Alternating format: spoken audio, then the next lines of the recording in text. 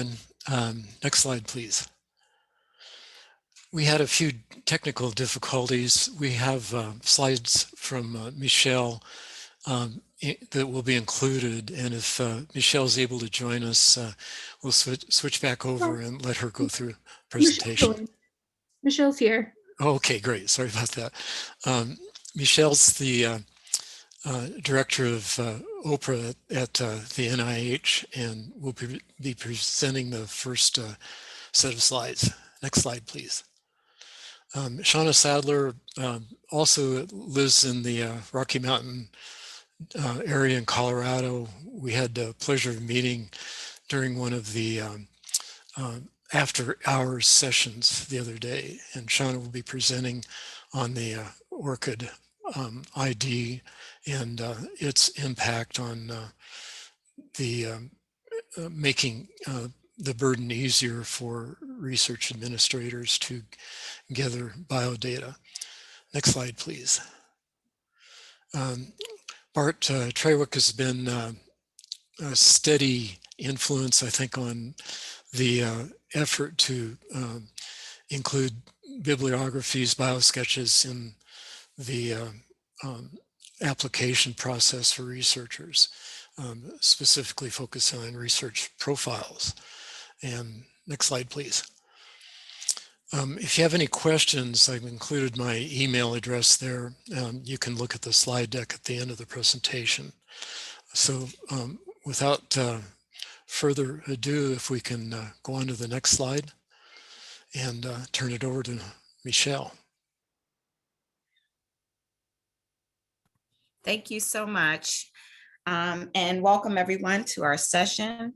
I am delighted to be here today and share some of the upcoming changes with regard to the Biosketch and other support format pages for NIH. Next slide, please.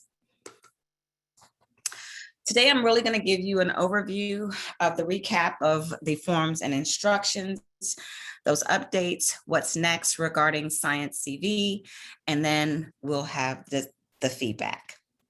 Next slide. Next slide, thank you. So the Biosketch format updates are outlined here, where we're making some changes to the forms and the instructions, the associated instructions. We've updated our title section B to capture all of our scientific appointments, meaning all positions for scientific, foreign, and domestic. We've removed section D, research support, which duplicates information in the other support section. And we want to make sure that we note that the scholastic performance will also remain in section D for the fellowship Biosketch, because that is needed at the time of the application. The page limits have not changed. And we are still looking at active positions and appointments that are required to be submitted. And the pre-positions and appointments are optional if the individual chooses to highlight them to make certain that there may be, some sort of FOA that might want to highlight some previous research experience that is allowed to be put in there, but absolutely optional. Next slide. The updates are supporting documentation. We are including now the copies of contracts, grants, and other agreements that are specific to key personnel with the foreign appointments. And we also are asking to make sure that those contracts are translated and must be in English in order to be submitted to the NIH. The immediate notification of undisclosed other support is something that we have been grappling with, and we've stated that we want to be reasonable, but we also want to make sure that if there's any major change in undisclosed other support, that be provided to us as soon as it becomes known. I will state that we are absolutely looking at how we can normalize this, and maybe looking at doing this under the RPPR at some point. But in the immediate rollout, we definitely want to know as soon as it becomes available. And then, of course, the requirement for the contracts and the supporting documentation is that PIs will be required, or other senior key personnel will be required to electronically sign and those submissions to certify the accuracy of the information that has been provided. Next slide. The implementation of the changes, NIH really expects that the applicants use the updated Biosketch and other support format pages for just in time and in the RPPR effective May 25th.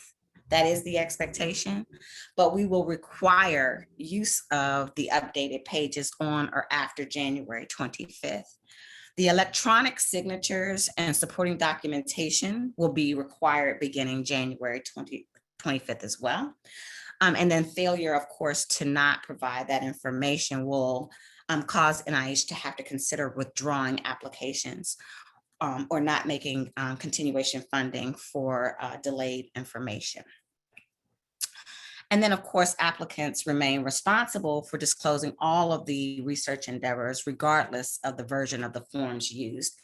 And we actually implemented and issued a guide notice to try to provide some clarification to our recipient community. Next slide, please. Electronic signature considerations. So the other support submissions at just in time and in the RPPR must be submitted as a flattened PDF after all signatures are obtained. The recipients can use a digital signature software of their choice and in accordance with your institutional policies. So NIH is not requiring that you go out and obtain a new program for this. If there's a digital signature software program that the institution currently uses, NIH will accept that. And then, of course, applicants must maintain the supporting documentation to at least provide some level of authentication for the appropriate individual that has signed and submitted the information, and make it available if NIH requests it. Next slide. What's next? Next slide. SciENcv, updated SciENcv Biosketch templates are available. NIH is collaborating with our colleagues in SciENcv on a template for other support. And of course, the use of SciENcv will not be required. We've gotten a lot of questions about that, and so we wanted to make sure that that was clear in this presentation today. We are looking to partner and looking at making strides on using SciENcv and having our recipient applicant and recipient community use SciENcv at some point, but it is not at this time. So I want to make sure that we allay all of those concerns. And then we've gotten a lot of feedback and suggestions, and we've listed them here, exploring ways to electronically sign other support using eRA Commons and or SciENcv. And then using ORcid ID to populate information, which would be really nice for us to plug and play in that space. And across the research federal agencies, as well as with recipient communities. And then flexibility to continue to use Word templates, which we will not be changing that in the near future. And then not setting character limits on the other support template fields. Next slide. So I have seen several questions in the chat. So I think we're ready to have a discussion. Maybe if folks want to ask a question, you can raise your hand and we can unmute you and you can directly ask the question with Michelle. We'll save some of the chat question till the end, but in looking at some live participation, if anyone has questions, please raise your hand, we'll unmute you.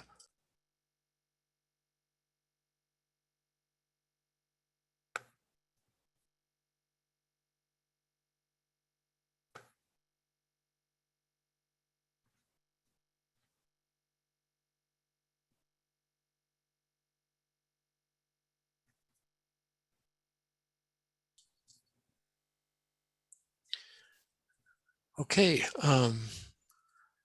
Lillian, I don't see any raised hands at this point. There are several questions in the chat. Okay. I don't. Okay, you want to take those? Yep, I'm happy to do that. Great, thank you. Okay. All right, let me go down here. Let's see. Want me to read them out for you, Michelle? That would be helpful, Lillian. Yeah, great. So Kurt asks, are all foreign contracts or grants required, or only those related to foreign appointments/employment? What if an investigator receives a grant from a foreign sponsor but does not have an appointment or employment with the sponsor? All foreign contracts are required. So that is the answer to that. And if there is a foreign sponsor and they don't have an appointment and there is not a level of effort or, there's not any kind of work being done under that, and it's just the sponsor, that's not something that we would be looking to obtain. Okay, great. Andrew asks, will there be any guidelines on what in the copies of other contracts or grants or agreements with foreign support that can be excluded or redacted, or is the entire agreement expected? The entire agreement is expected. NIH handles sensitive information all of the time, but anything that is related to what that would help us make a decision on funding and make a decision on whether there may be overlap, we would expect for that to be included. And we can work with the recipient, individually if we need to, if there's some concern with sensitive information. But we do handle that information all of the time. Our systems are secure, and we don't anticipate having any challenges there. Okay, great. Joseph asks, can you clarify or provide guidance on what constitutes an electronic signature? So in my presentation, if we can go back to the slide where we talk about the digital signature, that would be helpful. There you go. Right now, what we're saying is that the submissions must come in with a flattened PDF after all signatures are obtained. And we are saying that the recipients and applicants can use that digital software, signature software of their choice. We're not asking them to change it to any specific type in accordance with the institutional policies. And so that is the expectation. We also talked about the fact that we would want to look at maybe linking this at some point to common IDs or SciENcv, but at this time we are accepting flattened PDF after the signatures are obtained. And then also I want to realize that there's truly a need to maintain your authenticated signatures on file at the institutional level, just in case there is some concern with regard to whether or not someone has or has not actually signed the documentation. Okay, great. Robin asks, why doesn't NIH just have the PIs add this information to their Commons account and indicate it on OS? That way NIH can review it at their convenience and it will take administrators out of the loop. especially those at Prime that need to request this information as at a sub-PI? And that's a really good question. However, the NIH have always maintained that our relationship is not directly with the PIs and faculty. The relationship is with the institution. And we would want the institution and hope that the institution would want to know what information is being submitted to the NIH on behalf of that institution. And the reason being is because if something is submitted, and we've seen this in several cases, if something is submitted and the institution does not agree, NIH is holding the institution responsible for compliance. And so the real issue is trying to make sure that both the institution, the PI, and NIH understand what's being submitted, what we're reviewing, and what will become the responsibility of the institution to comply with. Okay, great. So Stephanie asked for clarification regarding the biosketches regarding the active position and appointments required. Previous positions and appointments are optional. Does this include all scientific appointments, or were you only highlighting positions and appointments? In other words, just want to make sure you were not only referring to a subset of scientific appointments. So we're saying all scientific appointments. I'm not sure. I think in that slide we talked about all scientific appointments. And that would be optional. And maybe I'm not understanding the question. Okay. Jamie asks, in the SciENcv updated Biosketch template, the position selected in reverse chronological order, but the honors and other categories are in chronological order. Since this is how SciENcv is generating this document, should we understand that this is NIH's intended format? Whatever the format is, I think that is our intention. And I don't think we changed it, to be quite honest with you. Avery, are you on the line? And if so, could you unmute yourself and address that particular question? But I don't believe we changed the order. I think we actually followed the same order. If you go ahead and raise your hand, we can know to unmute you.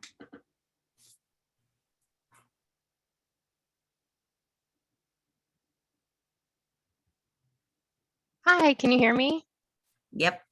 Okay, great. Yeah, I don't believe that we changed this from the previous format of the Biosketch template, but this is definitely something that we can look into and investigate. And if it is something that we do need to address, we can definitely do that after this session. Thanks for your question. Wondering what the, I guess the Chris Boer, yes. Chris is raising his hand. If you can unmute him, he can help us as well. Can you all hear me okay? Yes.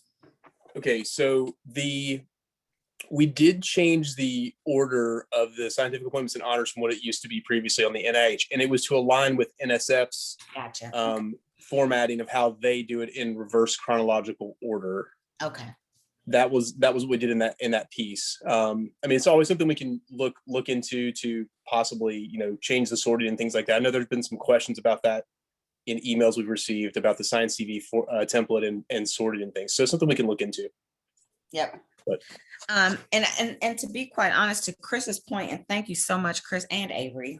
But that was one of the things that we did do, and Chris has reminded me, is that we did try to align ourselves with NSF as much as we could in order for the applicant community to not to have to really wade through the differences. And so that harmonization was very, very intentional. So I appreciate you reminding us of that, Chris. Thank you so much.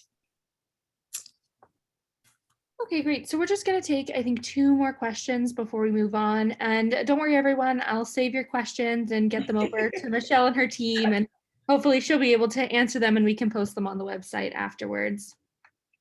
So Elizabeth asks, for clarity, do institutions need to update NIH on any or all changes regarding a funded researcher's OS on an ongoing basis through a grant period? are only changes that were previously undisclosed in JIT or RPPR materials?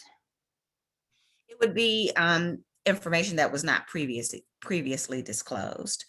And there are times where recipient community, the recipients are identifying the fact that there's been an appointment or there's some sort of endeavor that they were not made aware of that had occurred, and it may create a potential scientific overlap or overcommitment, and would actually impact the way we fund and the way we are currently funding a specific project. So we would want to know about that as soon as it becomes available so that we can make those kinds of determinations. Okay, great. So one last question. I'm wondering if this is an appropriate venue to ask about MFA on eRA Commons. If so, could we get an update on the status of this in terms of deadline? Is this the system ready to accept in common SSO information? Can you repeat that question for me, Lillian? I'm not sure I understood that one. And Chris, raise your hand so you can be unmuted to assist me. Yeah, sure. So I'm wondering if this is an appropriate venue to ask about MFA on eRA Commons. If so, could we get an update on the status of this in terms of the deadline? Is the system ready to accept in common SSO information? I am not certain about that answer. I can get you that response though, once we get back, and I can talk to the eRA team and talk to my systems policy folks. Okay, great. Well, thank you so much for answering all these questions. I think that this is all the time we have before we have to move on to Shauna's presentation. I will get you all the questions we did not get to. Absolutely. Thank you for having me. Thank you, Michelle. If we can ask Shauna to take over, that would be great. Well, hello, everyone, and thank you for having me here today. My name is Shauna Sadler, and I'm ORCID's Engagement Manager for Outreach and Partnerships. I've included my email address on this slide, so please feel free to reach out to me at any time. So today I'm going to give you a brief overview of ORCID. I'm also going to talk about how ORCID is a key part of reducing administrative burden, how we enable the reuse of original source data to optimize data accuracy and timeliness, talk about ways to read and write data to and from ORCID records, some of the systems that have pre-built connections to the ORCID infrastructure, and then some of our new initiatives. Okay, so what is ORCID? ORCID is a nonprofit organization that provides 3 core services. First, we issue a unique ID number to people, usually researchers. We are starting to see more research administrators getting an ORCID ID themselves. Second, we provide a record with each unique ID so people can document their research activities and administrators can help researchers populate their record properly. Third, ORCID provides a technical infrastructure to share this data with other systems in the scholarly communications research system, usually publishers, funders, and universities. So while ORCID is free for individuals to use, as a global nonprofit organization, ORCID is sustained by a membership structure for organizations interested in using the ORCID registry. So let's take a closer look at how ORCID works for researchers. So to demonstrate how ORCID works, we have Sofia Maria Hernandez Garcia here to demonstrate. So please imagine Sofia is a researcher at your organization. Sofia went to our website, orcid.org, clicked on register, and spent approximately 2 minutes registering for her ORCID ID. This is the 16-digit number that you see on the screen ending in 2427, which is unique to Sofia. So when Sofia signed up for her ORCID ID, she was automatically assigned a record to capture her research activities. So I'd like to point out a few key sections of the record. So first, on the left-hand side, we provide the researcher the opportunity to share the information about themselves and how they relate to the research community, such as keywords that describe their research, their national affiliation, and any other names they might be known by. Then on the right-hand side, the researcher can list information about themselves, such as their biography, current and past employers, and where they receive their education. And then as you scroll down the record, there's also space to capture professional memberships, funding that the researcher has received, and there's a new section that we call research resources, which are usually assets owned by a research organization, which the researcher applies to use and is awarded time with this asset. So an example might be a specialized telescope, a supercomputer, or even a rare book collection. So the last section is the work section. This is usually the most populated of the sections. And this is where a researcher lists their scholarly output, such as the journal articles, book chapters, and we support listing all forms of scholarly communication. So we've created this short animation video record tour. We're not going to play it today, but please know it's available on Vimeo, and it'd be great if you could follow up and maybe even share this video with some of your colleagues. So we've talked about ORCID for individual researchers. So now we're going to shift and talk about ORCID for organizations like universities or research federal agencies. So to demonstrate how ORCID works for research administrators, we have Lee Wei here to demonstrate. So like Sophia, please imagine Lee is a research administrator at your organization. We do recommend research administrators in any department to sign up for an ORCID ID as well. It will come in handy when researchers need a hand managing the content in their ORCID record. Researchers can make the administrator a trusted individual that can add or edit their record. So in this scenario, Lee manages the data in the university's research management system, and some universities have multiple systems, but we'll just imagine this one for this moment. So now to do this, to manage all the data in the system, Lee has to constantly reach out to researchers at his university and ask them for new or old information about their research activities. So researchers like Sophia are usually happy to provide this information, but Lee feels bad about reaching out to them all the time and notices that the data isn't always accurate or complete. So over time, Lee notices that much of the data in his system is also held in ORCID records that he can access whenever he likes without having to contact Sophia. So exasperated by this old vicious cycle, Lee decides it's time to implement ORCID into his university system architecture. So in the system architecture, there are three key groups. So first, Sophia, the researcher, with her ORCID ID and record full of her scholarly activities. Second, in the middle, is the ORCID registry. This is ORCID's infrastructure that holds ORCID IDs and records. Currently, we hold just over 11 million of these records from scholars around the world and in every discipline. And on the right is Lee and his university's research management system that tracks data like funding awards, publications, fellowships, employment, and education details. So ORCID has built an infrastructure where the data about these 11 million researchers can be shared with organizational systems. So when an organization like your university or federal agency gets membership with ORCID, the organization can pull data from ORCID's registry to populate one or several research management systems. So this can be done on demand or set up to enable auto update, giving administration access to real-time accurate data. So you'll notice the arrows go both ways in this diagram.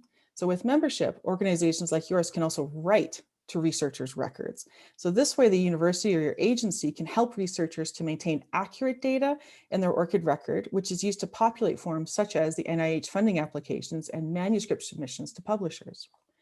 So in the system architecture, ORCID uses our API to transfer the data and update your systems instead of Lee asking for Sophia for the information and Lee manually updating the information himself. So just stepping back and looking at ORCID in the overall research ecosystem, the researcher stays at the center of it all. The source of the data, like the publisher or funding agency, writes the data to the researcher's record, and all the connected systems update their content about that researcher. So as an example, when a researcher submits a manuscript with their ORCID ID to a publisher, and then the work is published, the citation is written to the researcher's record, which can then automatically update the university's research management system with this new citation. And same goes for funding awards and employment status. So now Sophia and Lee can work together in peace and harmony, letting ORCID and the connected research ecosystem transfer the data automatically. So some of you in the audience today are from the IT department of your university or agency. We don't have an IT character yet, but we will soon. So I grabbed this license-free image, and I'm going to call him Adam from IT. So please imagine Adam is in IT at your organization. So when people like Adam hear about ORCID, their first question is usually, how do we build this data integration into our system architecture? So I mentioned earlier that ORCID has built an API to transfer the data between our registry and member systems. And member system, most universities and agencies have 2 to 3 systems that are connected to the ORCID registry. So more specifically, ORCID has built 4 APIs. So first we developed a sandbox API and a registry so people can develop and test their API calls in a safe space. Second, we've developed a free API that can read or pull data that has been set to public visibility in ORCID's registry. So third, we've developed a basic member API that can read and write data to ORCID records. And you can ask your researchers affiliated with your organization if they will share their data with you, that any data that they set to trusted visibility. Fourth, on the right, is our most popular API, is the premium member API that enables read-write, access to trusted data using your assigned greater bandwidth to transfer data. And you also get monthly reports, performance reports from ORCID. So if you're a developer and you're comfortable working in GitHub, please find our homepage and check out our repository of content to help develop your ORCID integration. And so this is just a quick slide. It's a summary of all the things ORCID can do. So ORCID provides the infrastructure to authenticate people using the OAuth standard. Second, we enable the display of authenticated IDs. Third, we enable organizations to collect data from ORCID records to populate forms and systems. Fourth, members can connect their systems to the ORCID registry and synchronize their data over our API. So ORCID provides the infrastructure, but most universities and agencies need a system that provides a nice user interface for staff to use. So far, we've worked with 35 vendors to integrate ORCID into their systems, and we continue to work with more. On our website, we list these vendors and what their systems can do with ORCID records. We also work with members who have developed their own system, and we work with them on a custom integration to the ORCID registry. It's no problem. This morning, we actually had a really exciting turning point. We connected our 1,000th system to the ORCID registry. So this was pretty exciting that we now know that there are 1,000 systems internationally that are pulling and pushing data to the ORCID registry. So if you're in the market to buy a new system, it's good to know some of the specific features to look out for. If your researchers, which I imagine most will, be applying for NIH grants, it's important to know that your system can read and write to these important fields that map to ORCID record to the NIH Biosketch. And for members of an ORCID consortium, I'll talk about these a little bit later. We have just released a new tool called the Affiliation Manager that enables your staff to write content to your researchers' records without one of these systems that I just mentioned. Someone like an administrator or a summer student can use this tool and to populate your researchers' records like the employment section. If your organization is not an ORCID member yet, we have a few tools to help you as well. Your researchers can assign an administrator as a trusted individual so they can write and edit the content on behalf of the researcher. We also provide search and link tools connected to major publication databases like Scopus and the Department of Energy's OSTI database, the Lens, MLA, Crossref, and so on, to search for citations and then write them to the researcher's ORCID record. And we provide workflows to upload citations using digital object identifiers or DOIs and BibTeX citation files as well. So there are 3 new initiatives from ORCID. First, we have just enabled research data management plan citations to be included in the work section of ORCID records. DMPs are becoming common requirement in funding agencies.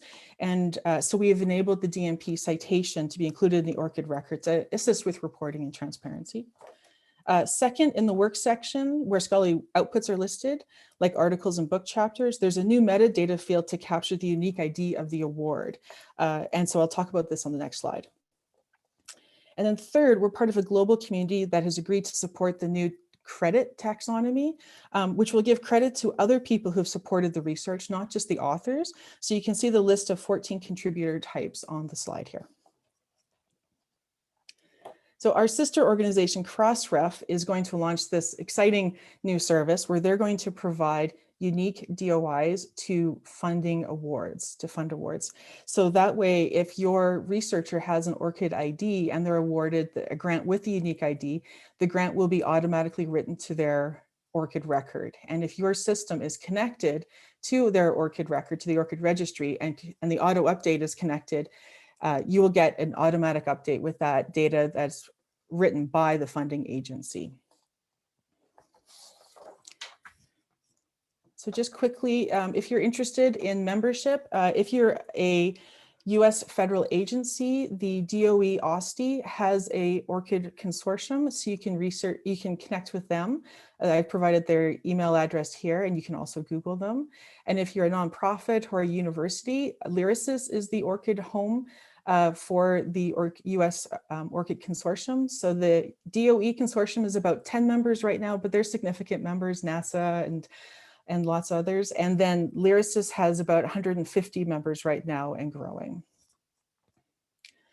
And then last slide, just a quick summary, the benefits of ORCID. Number one, we reduce administrative burden. That's really key to our reason for being. Two, we populate data and research. We enable members to populate data and researchers' records for them. Researchers don't want the administrative burden, and universities and agencies really value accurate data. So we do enable and support that with our system. And then, of course, as I've mentioned, you can plug in your systems into our infrastructure to enable automatic updates, make everyone's life a little easier. That's all for me, Ron. Okay, in the interest of time and the close relationship between ORCID and Bart's presentation, let's go ahead and move along to Bart. Thank you, Shauna. Thank you, Shauna. Thank you, Ron. Yeah, that was really a great segue because reducing burden is a big part of what we're trying to do with SciENcv. And I think part of the success of SciENcv is that we've really tried to stay focused on what those goals were throughout the life cycle of SciENcv. And we said, look, we know that researchers out there, they have this information and it's existing in lots of different systems already. They probably entered it at their university. They're having to report it to NIH. Why can't we come together and bring something that makes things easier for the research community on these grant applications? So that was our number one goal, is to make things easier and leverage that data. Once you have that data out there and you're able to pull it in right there, that makes things easier. As Shauna's presentation showed, if you can kind of get things into ORCID, or if the university is putting things into ORCID for you, and then you're able to pull that information into a Biosketch, makes it so much easier for you. And it also helps on the funding side. Shauna's other point, I work at the National Library of Medicine. We are keenly interested in having accurate data, having identifiers, seeing how that data relates to other data. What did grants fund? What was the output of some of this stuff? What other discoveries kind of were able to spring forward from that and go on and push science forward? So those are all parts that SciENcv plays a small role in, and we really want to leverage that as much as we can. So I'm going to talk today about current features, some upcoming changes to SciENcv to make things better. We currently support NIH, NSF, and Department of Education Biosketches. We're integrated with several different systems, ORCID being one of them. I'm going to take some time to show you how that works, Pubmed and PMC and eRA Commons. So whenever I'm out to tell people, hey, SciENcv can really make your life easier, like here's exhibit number one, is you don't have to go in and look through the agency grant application guidelines to figure out how you need to fill out the Biosketch. If you wanted to go through the 310 pages that NIH published, or the policies and award proposal and award policies guide that NSF, within this is 5 to 6 pages of very detailed directions on what font you can use and how many lines per inch and how everything has to be arranged, and does it have to be in chronological order or some other order. SciENcv kind of takes all this administration burden out of your way, and it helps you fill out this Biosketch very quickly and easily. We're integrated with these funding agencies. So if you already have an NIH grant, you'll have an eRA Commons ID. You can use this to sign in to MyNCBI. Or if you are an investigator funded at the National Science Foundation, you can use that to sign in. If you set up an ORCID account, you can use your ORCID account to go in and access MyNCBI and use SciENcv, and you can leverage all of these at the same time. So you can have different entry points to access your account at NCBI and fill out these biosketches. If you click on your username, whenever you're signed into SciENcv, it'll take you to your settings page, and you'll find a category here called linked account. It will show all these different doors that you have into the system, so you can leverage data from these different providers. Now, so the analogy I like to use when I'm telling you, like, what do you mean there's more than one way to get in? What are you talking about? So if we think of SciENcv, your account is like the house, and you have different rooms in the house. Those are different tools. So one of them is My Bibliography. We have citations that can be stored there. You also have a function to save searches that you might run at NCBI. So if you were doing research in a particular area and you had a really nice query that you crafted to check Pubmed every week, you can have that run automatically and emailed to you. And SciENcv is also another tool. So all of these tools within your account will work together. And these agency accounts are ways to add an extra door so you can access your home. So you might have, if you link National Science Foundation, you'll have a door and you can just come to SciENcv and you sign in with your NSF account, and that gets you in. If you're also funded from NIH, you might have an NIH login to access eRA Commons, and you can use both of these. You can use either or to access your NCBI account with your SciENcv tool to fill out your biosketches. So you can have as many of these as you want. There's only one per, so you can only have a single Google account. You can't have multiple ones accessing the same house, but you can have multiple accounts from different agencies all accessing the same data. So I bring this up because there are over 4,000 options. I saw there was a question on Michelle's about single sign-on and InCom, and that's a technology that we're using behind the scenes at SciENcv to enable you to have your university account that's partnered there. And if you click on more login options, you're going to see there's a whole bunch of over 4,000 different possibilities for you to link and access your account. So what is changing? We're going to remove one of these sign-in options, which is local authentication.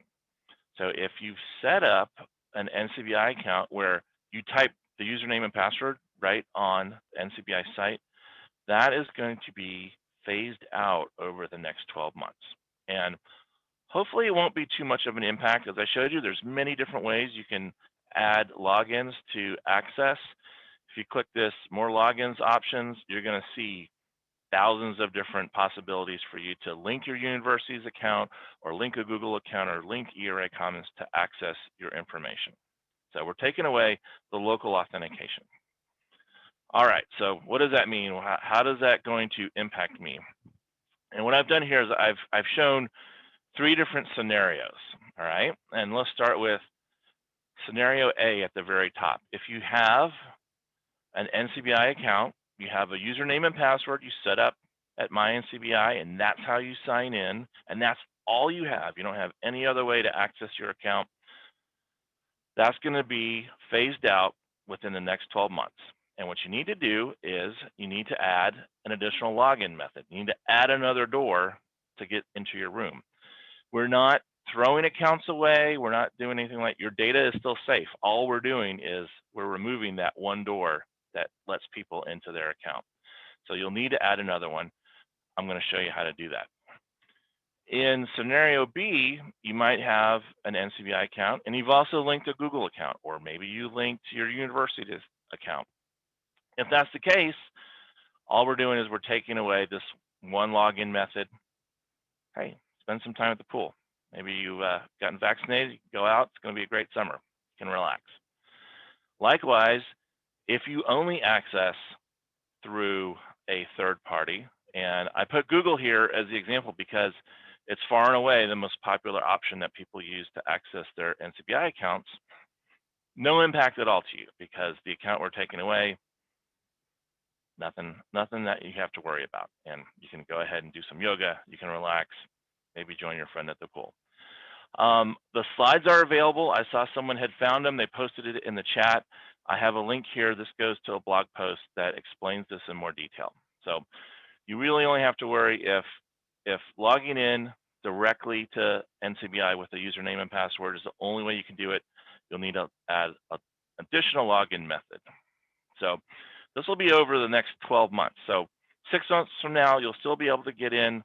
It's only going to be about 12 months from now where we're turning that particular account access off.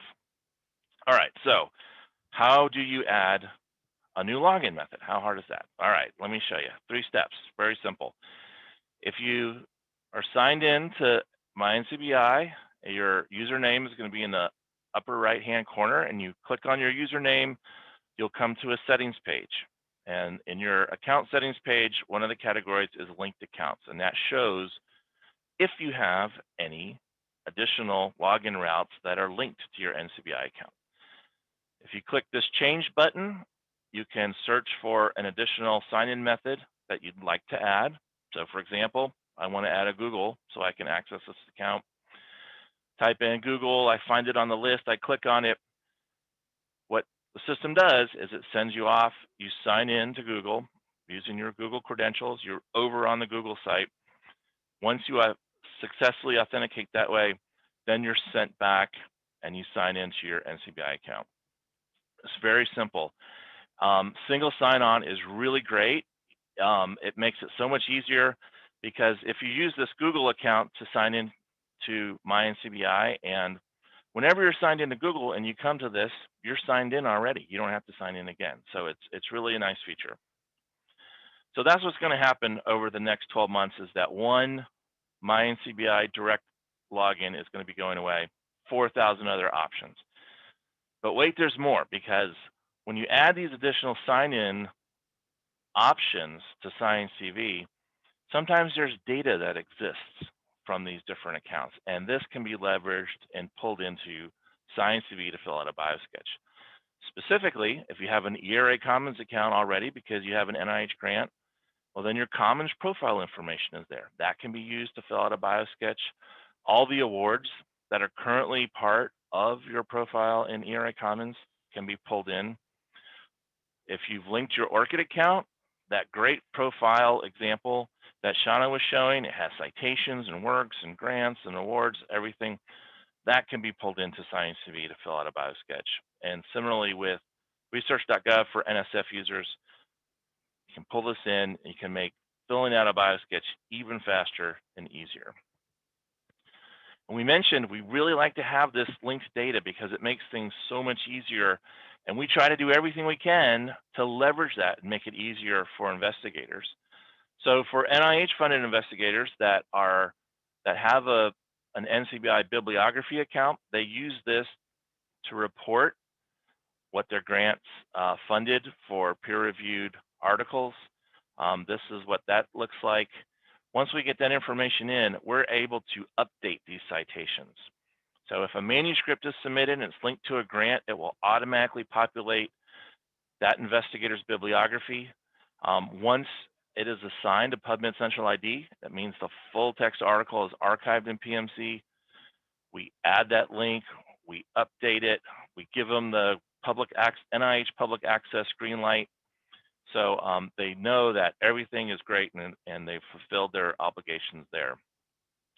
But this data goes out. It goes out, it populates Pubmed. So now that you've made this link to your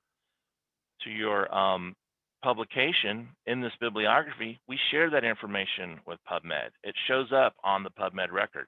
You can go into Pubmed, you can search for these grant numbers. If you see grant numbers on a Pubmed record, you can click on it. It'll search Pubmed for all the other citations that have been linked to this grant, so you can find all of that. It goes out also to Reporter. You can find out the information there. So all this information is shared automatically behind the scenes once you've made these connections.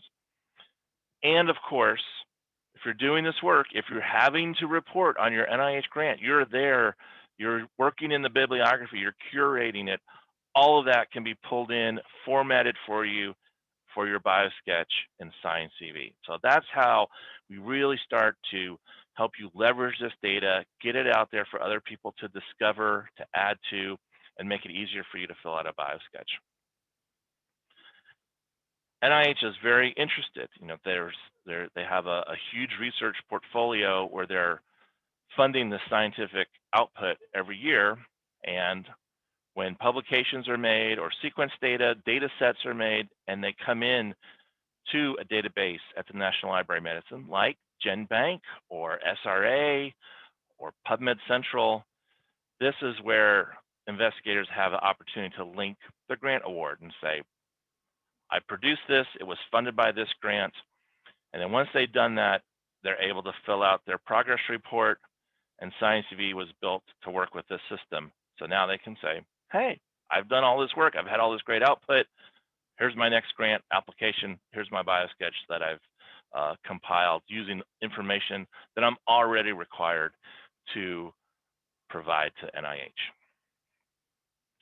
So whether you're filling out a biosketch for an NIH grant application or one for an NSF grant application, you get the same nice clean interface. It leads you through the different sections, helps you fill it out very quickly and easily. If you've done something like linked your ORCID account, ORCID has lots of information that the biosketch would like to showcase. You have an option when you're creating a new biosketch to say, hey, I want to use ORCID to pre-populate this for me. And so you would go to external source, you say, use my ORCID that you've already linked, and then we'll populate the biosketch with information that we take from your ORCID record and fill it out. So you don't have to type in education and training again for the 99th time, like you filled it in all these other places. Pulls it right into the system for you. Once it's into that biosketch, it's static. It's a snapshot of when you pulled it in. You can edit it however you want.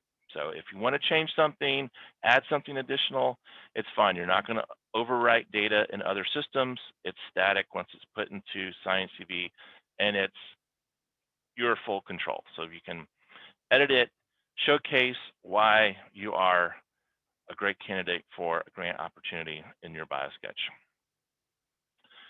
When you go down to in the NIH case, the product section where you want to show some of the peer-reviewed articles that you've published, you might have data coming in from more than one source. So everyone that signs up for MyNCBI and is using SciENcv, you get the bibliography collection for free. If you've linked your ORCID account, you might want to pull information from ORCID as well. And we'll give you two different tabs. You can pull from either of these feeds. If you're filling out a biosketch and say you can have 5 citations in one section, you could pull 2 citations from your bibliography and 3 from ORCID if you'd like. So why is that? Well, what's the deal about having ORCID and my bibliography? Well, my bibliography is specifically geared for life sciences. It's integrated with Pubmed. So if you publish in Pubmed, my bibliography might be just all that you need. But if you are publishing in, say, physical sciences, maybe you're funded with NSF. They don't have necessarily a life sciences bent, and you might be applying for grants that are outside the life science realm. So this is where ORCID can really come in handy for you, because there are many different ways for you to pull in records to ORCID. And I went to the ORCID page here. They have a support page, shows you all the different ways that you can have information pulled into your ORCID account. There are dozens and dozens of ways. So that's where it really is a huge advantage for people that are publishing in a wide variety of fields. ORCID is a great way to capture all of this because they've worked with all these different publishing systems. So it can all be pulled into ORCID, and if that's linked to SciENcv, it's all there at your fingertips. If Pubmed's all you need and the bibliography serves your purposes, that's great. My bibliography also lets you add in manual citations or citations for books and whatnot, but ORCID is really a super option for you to pull in lots of citations from many different ways, and all of that can be made available for you to add to your biosketch in SciENcv. I showed this last time, but for those of you that weren't able to see that, we did make an improvement to SciENcv, and we are able to do that because of organizations like the FDP, where people come in and say, hey, I like SciENcv, it makes things faster, but this can really help me.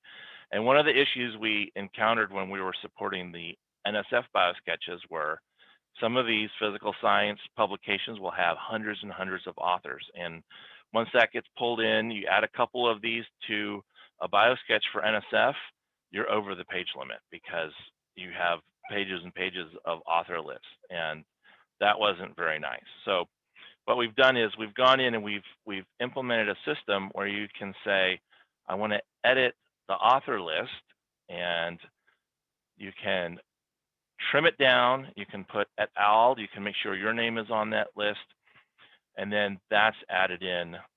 And so you'll have the shortened version, and now you can fit within the page limits, whether it's the NIH Biosketch or the NSF Biosketch. It works for either of those that you're filling out.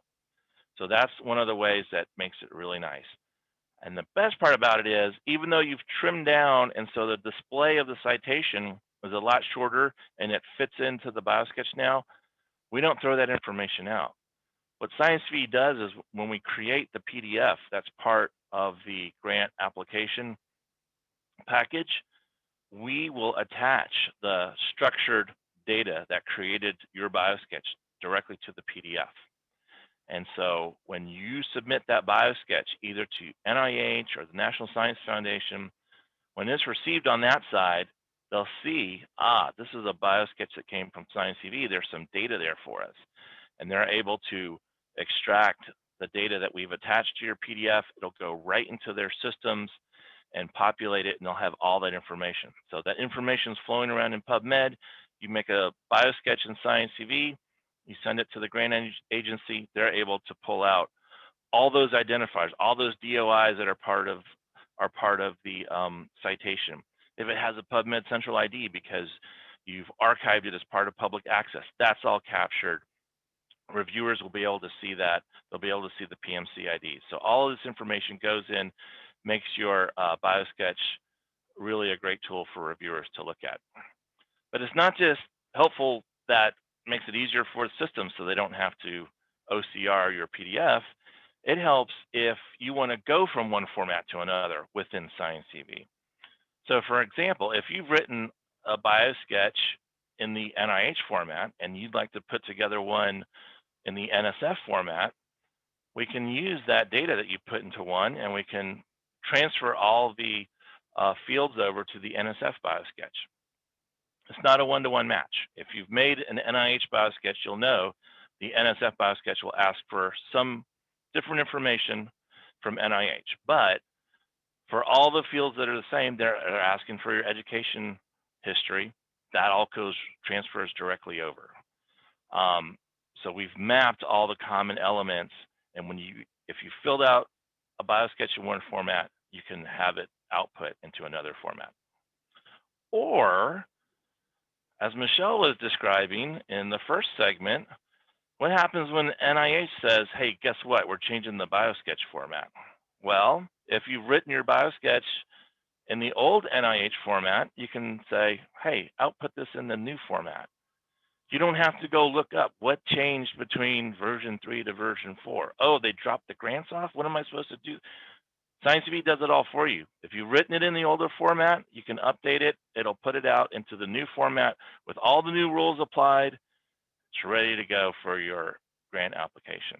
So another example of how structured data really makes life easier for the investigators, makes it easier for the institutions that are receiving this information.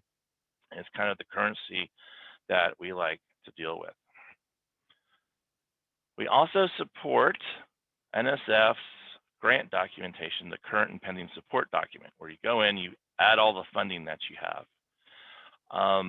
As Michelle mentioned, the NIH is interested in doing the same type of document as well. And so we are currently working on supporting that. NSF calls it current and pending support. NIH is going to call it other support. But really warms my heart, NIH and NSF have been talking to each other, looking at how can we make this as close as possible? How can these forms be mirror images as much as possible? And SciENcv being in the middle of this, if you've filled out the current and pending support for NSF, and you're going to be putting a grant application in for NIH, and soon they'll be asking you for the other support document. Guess what? Just like you could take the NIH Biosketch and put it into NSF, you could take the NSF current and pending support and output the NIH form of that other support. So that's coming down the road. We're currently working on that, and we will have that available in the fall in advance of the January 25th application date.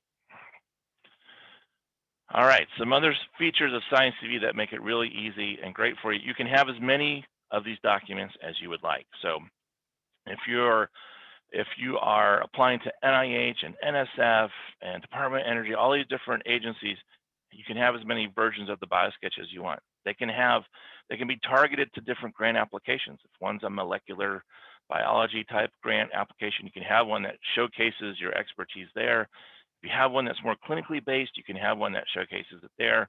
Whenever you want to generate the PDF, you just click the PDF link on that Biosketch in SciENcv. We output that PDF on demand. You take a look at it. Oh wait, I forgot to include that citation that I just published. You could go back, add the citation, click PDF, give you another copy of it. You can have a delegate manage the account for you, and this is extremely popular. If there's someone in your department that manages Biosketches for several different PIs, that person can be a delegate for all of those PIs' accounts. They can go in, they can work on the Biosketch as if they're the PI. The PI can grant and revoke that permission at any time. So another way to reduce burden, have somebody else manage it for you. All right, so let's talk about some upcoming developments that are looming very soon. So we currently support the NIH Biosketch, the Department of Education's Biosketch, which is essentially a mirror of the NIH format. We also support the NSF Biosketch and the NSF current and pending support document. And what we're currently working on is updating, and it's there now, the updated version of the NIH Biosketch. The major change between the previous version and the one that is due, as Michelle said, May 25th, which happens to be yesterday, you'll be using this new form. And it essentially cuts off the grant section, because now, starting in January 25th of next year, that's going to be captured in the NIH other support document. You will see once SciENcv has support for that it is largely resembles the current and pending support of NSF. So you can fill out the new Biosketch form in SciENcv today. We're working to have the other support form for NIH available in the fall. So that's coming down the pike. Outside of that, in the works, we have been talking with the Department of Energy's Office of Science, and they are also interested in having SciENcv as a solution for their Biosketch and current and pending support document. We'll be working on that after we have the other support document supported for NIH in the fall. We'll begin working on the Department of Energy's forms as well. So that's exciting news. So even more possibilities for you as you're sending out grant applications. Here's another format that we'll be supporting. You'll be able to fill out, and you'll be able to send in to the Department of Energy. So we're looking at early next year is when we hope to have that. We'll have I'll probably have an update in the fall about developments there.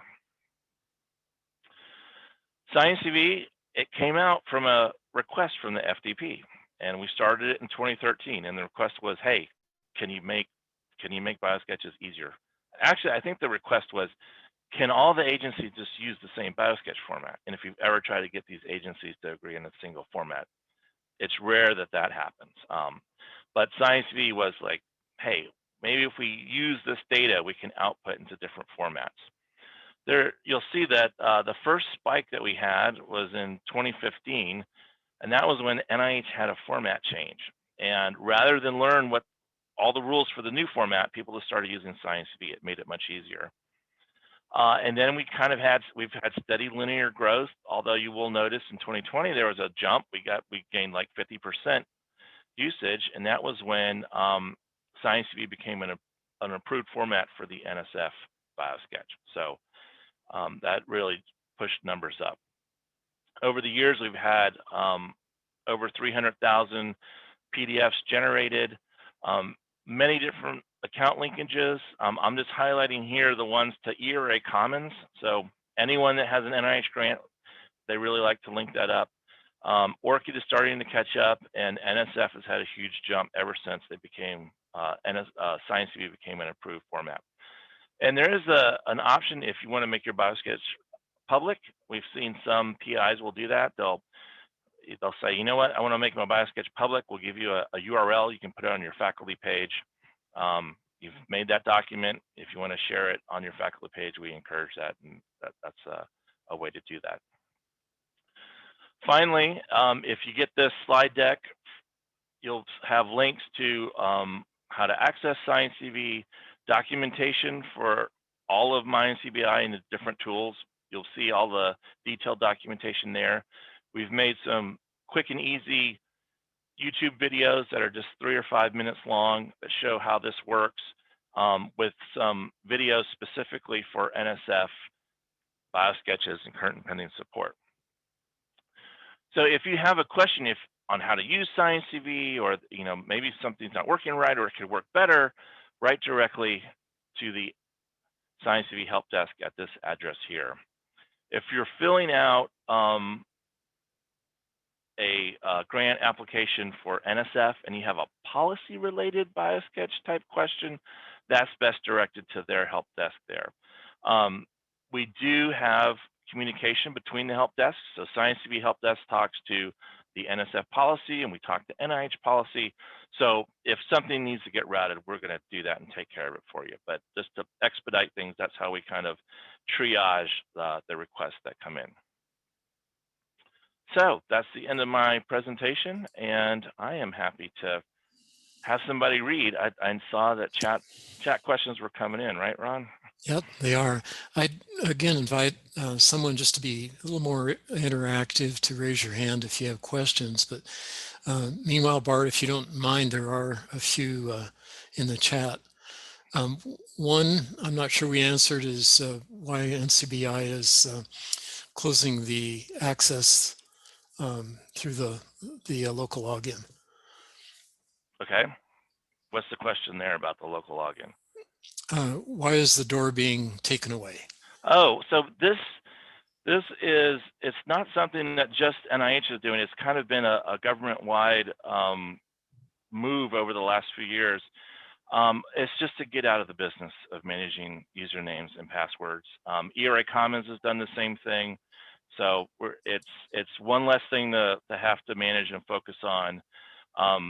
Many people already have these accounts that are existing in these different authentication routes. So it made sense for us not to have to manage that still. Okay, and we have a real live question from Kurt. Go ahead, Kurt. Thanks, Ron. Thanks, Bart, for all your work on this and the presentation. Looks like it's going in a good direction. When you add the support for the NIH other support pages, will we be able to import projects from eRA Commons and ORcid and research.gov, or will it be limited to manual entry as it is for NSF current and pending support? Or at least it was manual last time I looked. Right. So that's correct. It is our intention to have that, so it imports it directly. The last version of the NIH Biosketch, it would import it directly, and so that's what we want to do. The same thing is make that easier. We already have that call. We already have those grants. We already know if you've linked your eRA Commons account. So it is our intention to help you utilize that data. It might be that if we just kind of want to get an MVP out there, we might just have the blank form to start with, and then we add in as an addition later on. At this point, I can't say. We'll see how quick we get it up, but it is in my heart of hearts. Yes, we will have it so that you can import that information. And I also saw in the previous talk, Kurt, you'd put a question in about can we just upload the XML file itself and just kind of have it self-assemble? And that is something that we've been thinking and talking about. So I don't have any promises or a date there yet, but it's something that is on our mind. We publish what the data model is. I showed you what the XML looked like. You can go look at download the data model. We have a schema that's on the SciENcv website. So it is possible for organizations to output data in the format that we deal with. And so it might be a possibility soon. It would not be a heavy lift for us to kind of accept those files, make the PDF for you so you can put it into your application. Great, thanks, Bart. We have a question from Janice Grace. Is SciENcv searchable by others to find possible collaborators in the same area of research interest? That is, can a person at another institution see certain info of a researcher at another institution? It is not. So right now, when we initially made SciENcv, that was one of the things that that was discussed. I think the N in SciENcv was to support networking, but we've left it as just a tool to create biosketches. So no, you're not able to, so you don't have to worry if you're making a fun biosketch just to test it out. You don't have to worry that someone's gonna stumble on it. And no, it's all private to the investigator. Okay, we have another chat question from Stephanie Scott. There should not be more of a statement or clarification. There should not be hyperlinks in the actual articles in the PMC in the NIH Biosketch, right? We're only allowed to have a hyperlink. That's correct. And Yep. I think we just recently updated that. We did have somebody point that out to us. There was a period where it was fine to have a .gov link. So it is allowed. You can have a link to your bibliography, and if you choose to link your bibliography to the biosketch, we will insert that link. But we are removing those clickable PMC links that are within the citation itself, because the thought behind that is you don't want someone to construct a hyperlink somewhere within the text that, you know, they call it information stuffing, right? Like, I couldn't get everything into 5 pages, so I want to put links to other databases and stuff. They want to get away from that. So we're going to respect that rule and remove the hyperlinks out of the PMC citations. Yep. Okay, and we have information, a link provided by Holly. Scopus enables investigators to ingest their full authoritative publication list from their Scopus author profiles into my bibliography, SciENcv. And there's a link there that provides those instructions. So thank you. I want to say hi to Holly. She's really a great person that we interact with, and she's always bringing great stuff to us. So Holly, thanks for putting that there. Great. And from Kurt, will the NIH allow import of project data from eRA, ORcid Research.gov? Yep, that's what Kurt asked me that live, yep. Right? Yeah. Okay, got it. And then from Janice, what about DOD? I haven't heard from DOD yet, but if you know somebody there, you want to put them in touch with me, that'd be fine. Okay, well, those are all of the questions we currently have. We'll get back to the unanswered chat questions for Michelle and provide those back in this forum. I also wanted to mention that we're working with the NSF and research.gov next fall, doing a presentation on the biosketch and the enhancements there. So one last chance, any other questions from anyone? Okay, Lillian, can you close us out, please?